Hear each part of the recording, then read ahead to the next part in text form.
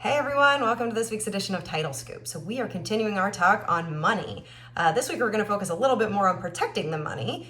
Last week we talked about receipts and disbursements, and this week we're going to focus on balancing our file ledger, who's getting paid, positive pay, and recons. So we're going to go through this pretty quickly, but hopefully you guys learn something from it. So as a reminder, when you're balancing your ledger, you want the total of all your receipts to equal the total of all your disbursements, which is the same as your incoming funds equaling your outgoing funds. And if you have that, your file is going to equal zero. And like we said, we never want a negative file. So once you actually have gotten to zero, you want to print out your file ledger and you want to keep that in your file. Your underwriter will appreciate that, but it also gives you proof that it was zero in case anything happens after the fact. So one thing we didn't talk about yet is utilizing your software to help on the fraud front. So most of the software providers do have built-in ability to limit the ability to print checks when there's a negative file balance. They also can limit the ability to modify a voided check or to modify a cleared check. So those are things if you don't do already with your software provider, give them a call and see if they can do them. It's just one little thing that they can usually do, but it will help on the fraud front. So since we've gone over the settlement statement in prior videos, we know that there's a lot of different line items and different people that are getting paid. So once we have received all the funds, we need to disperse the file. One, you're going to obviously pay the seller and the buyer. So the seller usually gets the proceeds. Sometimes the buyer is going to get money. Maybe they paid over. Maybe they have money from the lender. It just depends. But sometimes they're going to get money. Lien holders are obviously going to get paid. And it's really a best practice when you are paying your lien holders to double check that what you have on your settlement statement, in your ledger, on the payoffs, and your commitment are all right and they're all included. You want to have a separate payoff for each lien holder, and you want to make sure you're following what they're actually saying. So paying the right person and sending it to the right place, because sometimes they have pretty specific instructions. You also are going to pay all your vendors. So that could be your survey company, HOA, warranty, that would be your brokers, right? You're going to pay commissions, homeowners insurance. There's a whole lot, just depends on the file and what all you're paying. The title insurance underwriter, so that's us. And you want to make sure your premium and endorsements are all included. And then make sure they match from your settlement statement and your disbursement ledger and what you have in your system. So sometimes things get printed out and then they get changed. So make sure that everything matches. And then make sure your remittance amount is correct.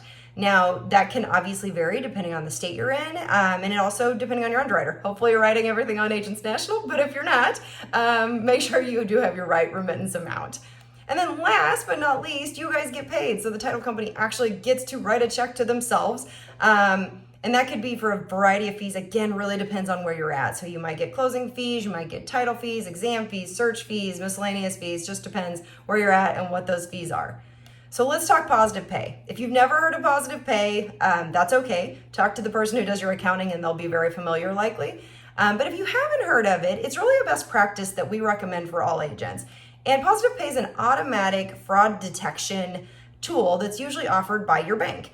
And what it is it's a service that matches your account number, the check number, dollar amount, and the payee of all the checks that you're writing against a list that you send to them of all the checks that you've written. So anything that's being presented to the bank, they're double checking to make sure that it's not a fraudulent check. So it's just a great way, another layer of protection for fraud in case someone maybe has your check stock or something like that. So the bank, when you have positive pay, the bank will notify you if there is any type of discrepancy, and that way you can address it right away.